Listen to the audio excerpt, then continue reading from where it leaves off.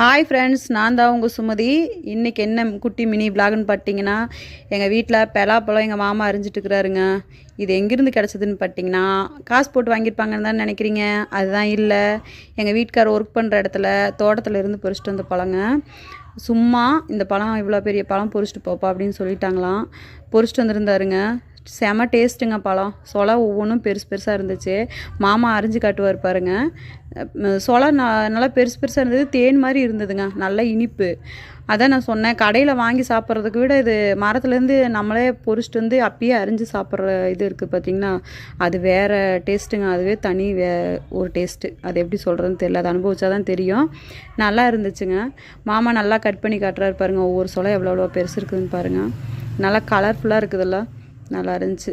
இன்றைக்கி அதான் எங்கள் சண்டே பேசலை எங்கள் வீட்டில். இன்றைக்கி என்னென்னு பார்த்தீங்கன்னா, இன்றைக்கி மட்டன் சிக்கன் எதுவும் எடுக்கலை. ஏன்னு கேட்டிங்கன்னா, நாளைக்கு நாங்கள் கோயிலுக்கு போகிறோங்க.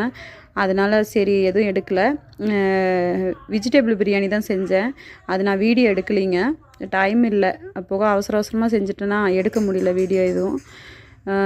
அதனால் இப்போது இந்த வீடியோ சரி பலாப்பழம் அறிகிற வீடியோவாவது எடுக்கலாம் அப்படின்னு சொல்லிட்டு எடுத்துகிட்ருக்குறோம்.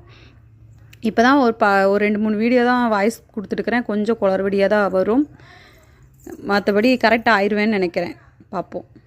அறிகிறார் பாருங்கள், நல்லா இருக்குதுல்ல, கலர்ஃபுல்லாக இருக்குது பாருங்கள். எவ்வளோ பெரிய சொலைன்னு. சொலை நல்லா பெருசாக இருக்குது. மாமா நல்லாவே அரிஞ்சு காட்டுறாரு. அது குட்டி பாப்பா தூக்கி பார்க்குறா பாருங்க, வாங்கி தூக்கி பார்க்குறா. அவனால் தூக்க முடியல, கீழே போட்டுருவான் மண்ணுக்குள்ளேன்னு சொல்லிட்டு நாங்கள் எதுவும் கீழே விரிக்காமல் விட்டுட்டோம். சரின்னு சொல்லிட்டு அதுக்கப்புறம் தான் அட்டை எடுத்துகிட்டு வந்து கீழே போட்டோம். சரி தெரியாமல் எப்படியும் ஒரு ஆர்வத்தில் வச்சு வெட்டிட்டோம். அதுக்கப்புறம் நான் தான் இருந்துட்டு, மாமா கீழே வச்சு அறியாதீங்க, கீழே ஏதாவது போட்டுக்கலாம் மாமா அப்படின்னு சொல்லிட்டு அப்புறம் ஒரு அட்டை வச்சு அது மேலே அரிஞ்சு போட்டோங்க. அட்டை போட்டாச்சு, அரிஞ்சு அதில் தட்டில் போட்டுருக்குறாரு. நாங்கள் 3 பேர் எடுத்து எடுத்து சும்மா சாப்பிட்டுட்டே இருக்கிறோங்க. அவ்வளோ டேஸ்ட்டாக இருக்குது. அவருக்கு முதல்ல ஒரு பீஸ் கொடுக்கலான்னு கூட நாங்கள் நினைக்கல. நாங்கள் பாட்டுக்கு நாங்கள் சாப்பிட்டுட்ருக்குறோம். குட்டி பாப்பா, பெரிய பாப்பா, நான் மாறி மாறி சாப்பிட்டுட்டே இருக்கிறோம். ஆனால் நீங்கள் சாப்பிடுங்கன்னு மட்டும் நாங்கள் சொல்லவே மாட்டேங்கிறோம். அதான் சொல்லிகிட்டே இருந்தார்.